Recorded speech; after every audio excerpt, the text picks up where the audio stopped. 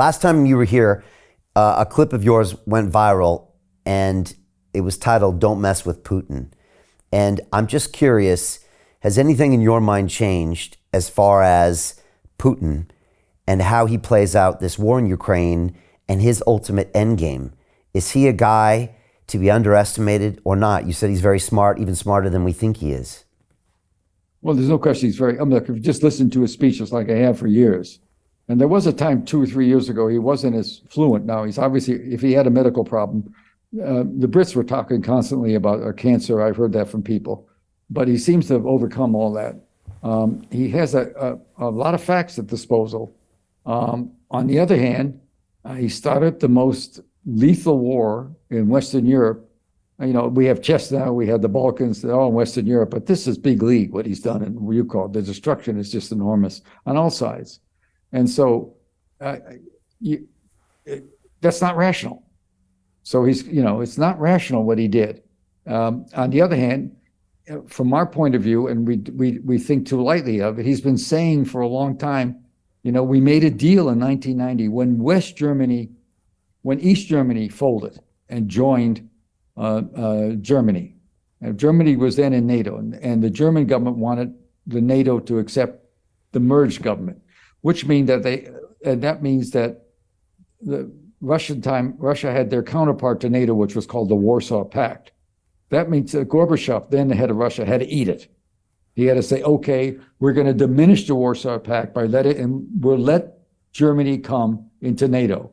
But the deal was, and I can't emphasize this so much, these papers I'm talking about are not, that they're classified, but I have a lot of buddies who are in the government. They have to go to bond for something. I've asked a couple of guys in the last few years, one of my tennis buddies, read the docs.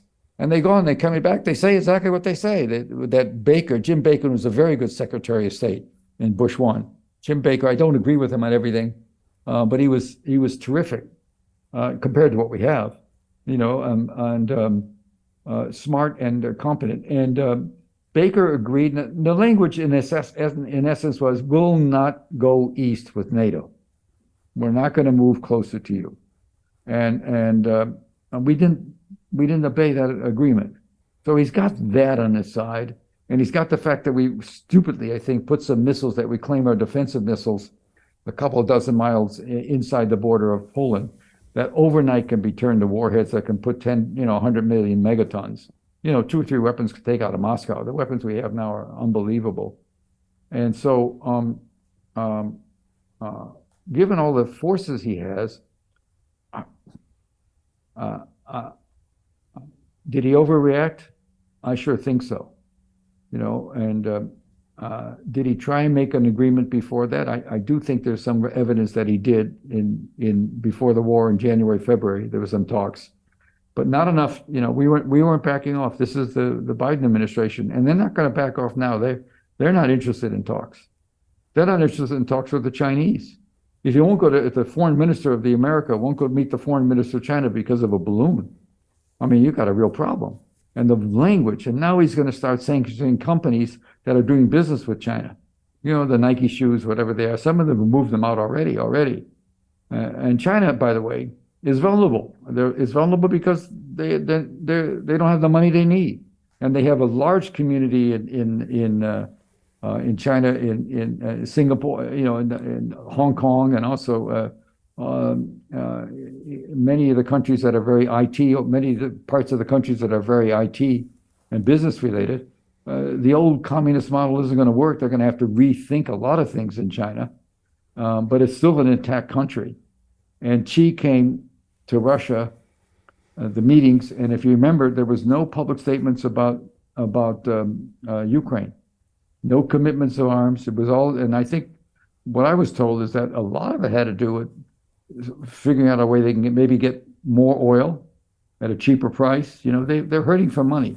There was a lot of economic talk. And all I know is that America in the last 2 or 3 years has lost an enormous amount of influence around the world, which may be good because we don't seem, we've got 800 bases abroad, 180 special forces in different units, not necessarily bases, but in the pots and pan places. And, we're spending an incredible fortune. We have 250,000 troops in South Korea still. I think three different 4-star commanders.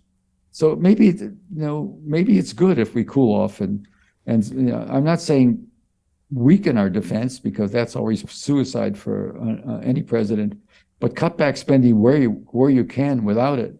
And I don't think North Korea and South Korea are going to be at war with each other. I don't know why we need 250,000 troops there. And I don't need why we have 800 bases. So I'm not a pacifist, because that's a losing game.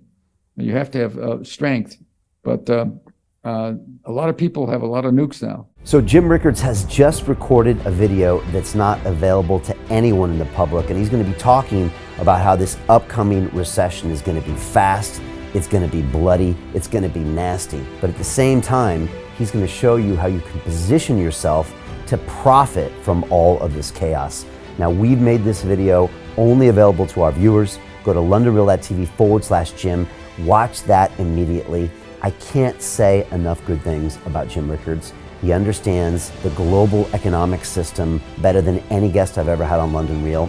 His predictions are almost uncannily true, and you can learn how to profit from his vision, from his expertise, and his understanding of economics. So go to londonreal.tv/Jim or click the link below. It's an excellent, excellent look on what's going to happen in the future and how you can position yourself to profit from that. Jim is one of the best in the business, one of my favorite guests on London Real, and he's very, very good at predicting the future and showing us all to profit from it. So click the link, and I hope you enjoy.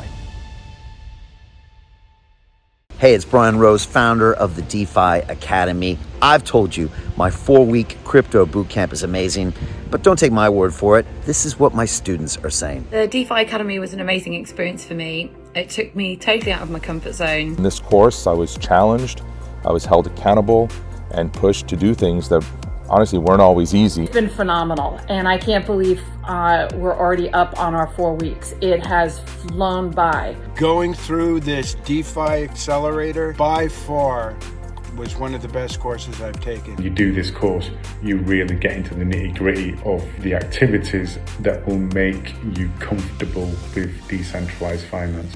Thank you so much to Brian and everyone at London Real and the DeFi Academy for even putting together an amazing course like this. Anybody else that wants to do it, please sign up.